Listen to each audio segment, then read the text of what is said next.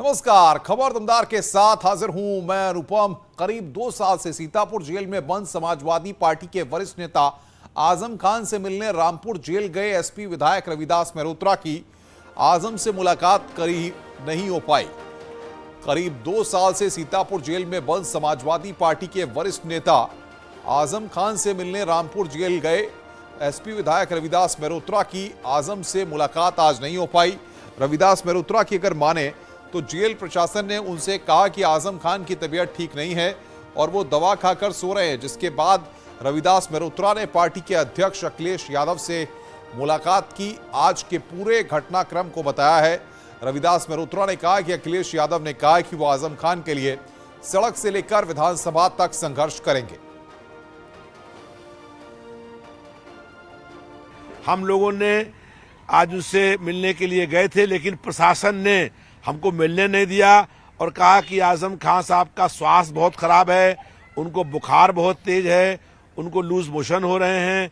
तो हमने कहा जब उनका स्वास्थ्य इतना खराब है और वो बीमार हैं, उनको बुखार है, तो उन्हें भर्ती क्यों नहीं कराया अस्पताल के अंदर। तो अस्पताल में भर्ती उन्होंने नहीं कराया है।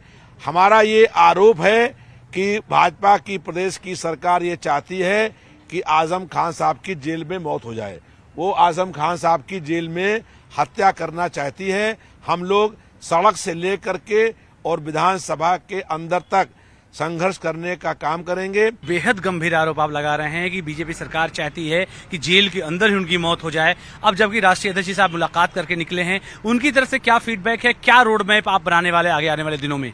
हमने उनको बताया है पूरी घटनाक्रम से, और माननीय अखिलेश जी ने कहा है कि हम इन मुद्दों को लेकर के संघर्ष करेंगे।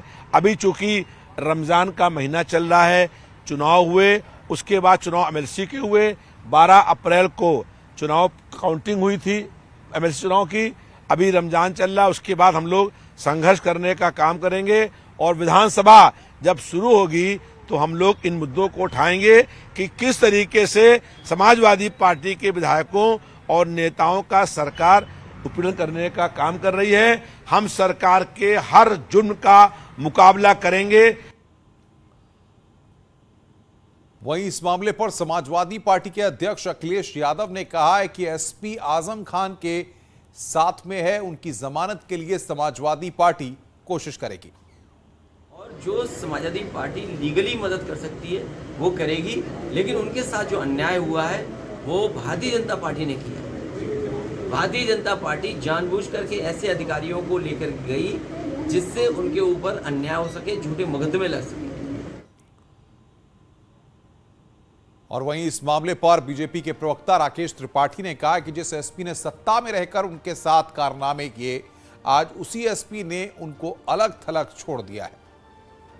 आजम खान आज अपने कारनामों की सजा भुगत रहे हैं जेल की सलाखों के पीछे, लेकिन समाजवादी पार्टी जिसके साथ सत्ता में रहते हुए इन कारनामों को अंजाम देने का काम किया, आज वो समाजवादी पार्टी ने न जाने क्यों उनसे मुंह मोड़ लिया है, उनको अलग थलग छोड़ दिया है। और इसीलिए आज जब समाजवादी पार्टी का प्रतिनिधिमंडल उनसे मिलने गया तो समाजवादी पार्टी के प्रतिनिधिमंडल को उन्होंने नकार देने का काम किया, उससे मुलाकात नहीं की।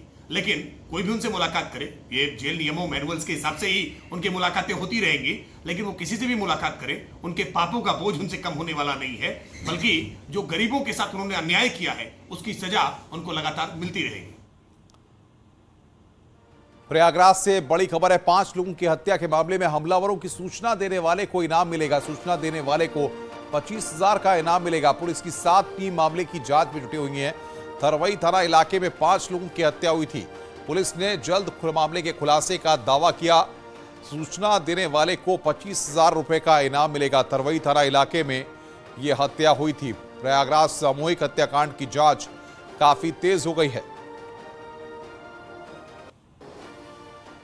लोगों को हिरासत में लिया गया है, लगभग 12 लोगों को हिरासत में लिया गया है, उनसे पूछताछ की जा रही है। वरिष्ठ पुलिस अधीक्षक के निर्देशन में 7 टीमों का गठन किया गया है जो अलग अलग कार्य कर रहे हैं।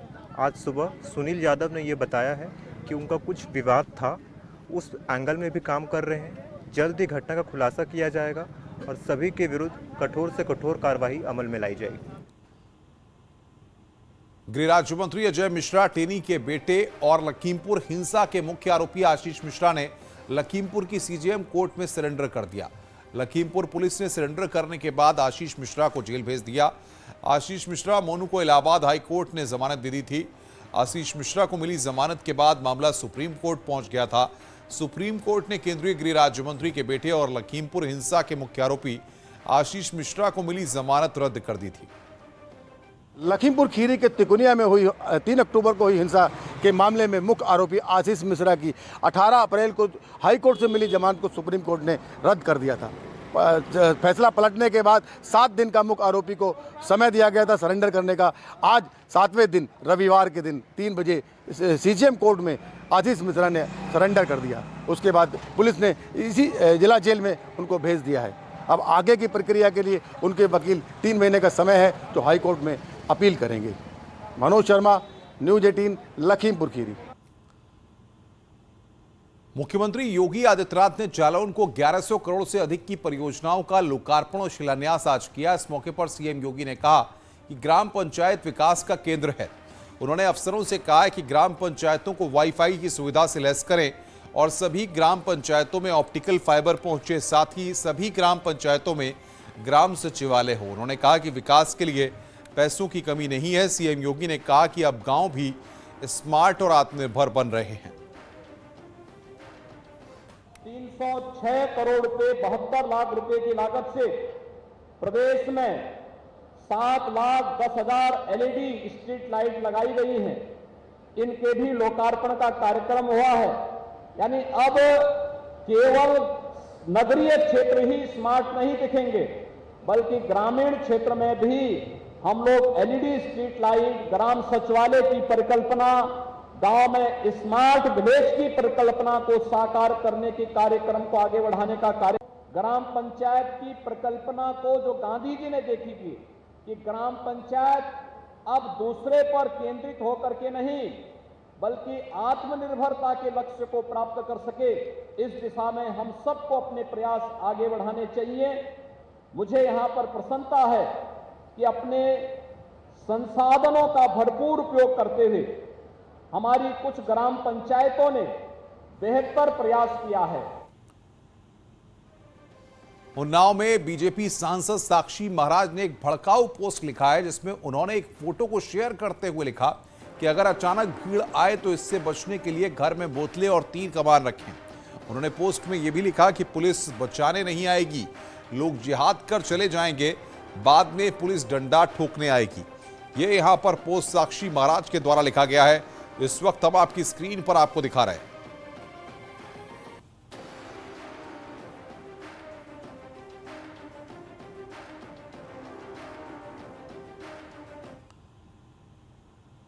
अमेठी से खबर, जहां पर संदिग्ध हालत में लखनऊ निवासी दरोगा रश्मि यादव की मौत के मामले पर अब सियासत शुरू हो गई है। परिजनों से मिलने पहुंचे समाजवादी पार्टी के अध्यक्ष अखिलेश यादव ने कहा कि मेहनत और परीक्षा पास करके रश्मि को नौकरी मिली थी। एक विशेष जाति के होने की वजह से उस पर पॉलिटिकल प्रेशर था। रश्मि को किस कारणों से आत्महत्या करनी पड़ी, इसकी जांच होनी चाहिए। गोसाईगंज इलाके की रहने वाली महिला दरोगा रश्मि यादव का शव अमेठी में फंदे पर लटका मिला था। वो वहां पर महिला हेल्प डेस्क की प्रभारी थी। रश्मि के पिता ने हत्या के आरोप लगाए हैं। दुख है इस बात का कि जिसने पढ़ाई कर करके, मेहनत कर करके और परीक्षा पास कर करके नौकरी पाई हो, और नौकरी इसलिए पाई कि वो जनता की सेवा करना चाहती थी, लेकिन किन परिस्थितियों में उसे आत्महत्या करनी पड़ गई। और जो मुझे जानकारी मिल रही है, जो लोकल जानकारी मिली हैं, वो यही है कि कहीं न कहीं थाने पर पॉलिटिकल प्रेशर था।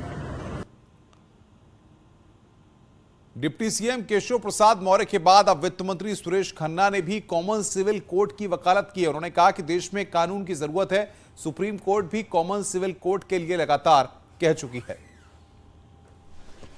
ज्यादातर कानून जो है सभी के ऊपर लागू है। विवाह और उत्तराधिकार को छोड़कर बाकी सभी कानून सभी के ऊपर लागू है। तो मैं समझता हूँ कि ये बहुत आवश्यक है। अम्बेडकर जी ने भी कहा था, सुप्रीम कोर्ट भी इसके लिए कह चुके हैं और इसकी आवश्यकता भी। उधर अयोध्या के साधु संतों ने भी केशव मौर्य के बयान का समर्थन किया है। हनुमानगढ़ी के महंत राजू दास ने कहा कि बढ़ती जनसंख्या के लिए समान कानून जरूरी है। वहीं रामलला के मुख्य पुजारी आचार्य सत्येंद्र दास ने उम्मीद जताई है कि सरकार जल्द ही समान नागरिक संहिता लागू करेगी। पहले तो साधुवाद है, धन्यवाद है उत्तर प्रदेश के डिप्टी सीएम को। और संत समाज शुरू से ही मांग कर रहा है 3 विषय पे गंभीरतापूर्वक सरकार को विचार करना पड़ेगा। नहीं तो जिस प्रकार से धर्म के आधार पर पूर्व में देश का बंटवारा हो चुका है उसी प्रकार, और क्योंकि एक कौम की जहां संख्या बढ़ती है वहां वो कानून के दायरे में नहीं चलते हैं, वहां पर वो उनको शरीयत कानून चाहिए। तो इस कष्ट के साथ हमको बोलना पड़ा है कि 3 चीज तो पहले बहुत जरूरत है।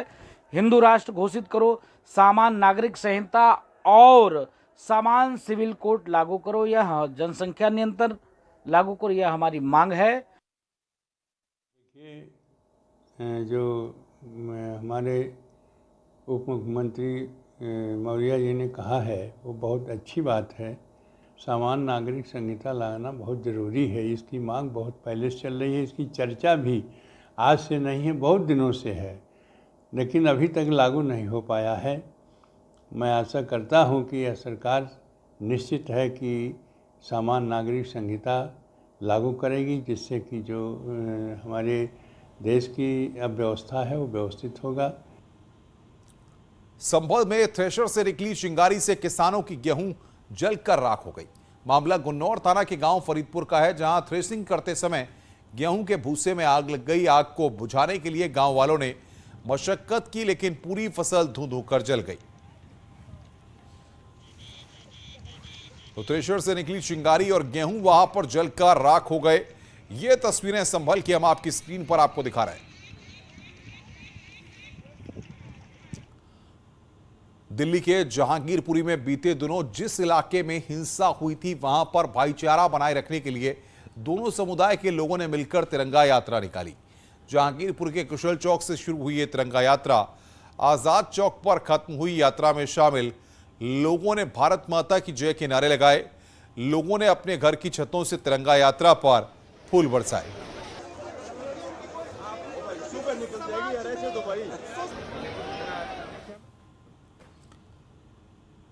गोरखपुर में लुटेरों के गैंग से पुलिस की मुठभेड़ हो गई, जिसके बाद पुलिस ने 2 बदमाशों को गिरफ्तार कर लिया है।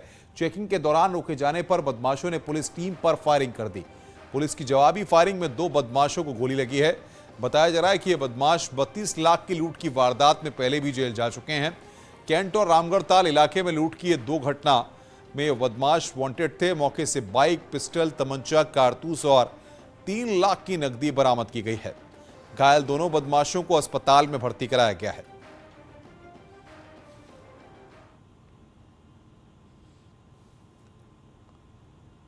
आगरा से खबर, जहां पर बिजली विभाग की टीम पर हमला हुआ है, जिसमें 4 लोग घायल हो गए हैं। घायलों में गंभीर रूप से घायल एक पीआरडी जवान और एक बिजली कर्मचारी को अस्पताल में भर्ती कराया गया है। बिजली विभाग की टीम पैसे बकाया होने के चलते वहां कनेक्शन काटने के लिए गई थी। खैरागढ़ इलाके का यह पूरा मामला है।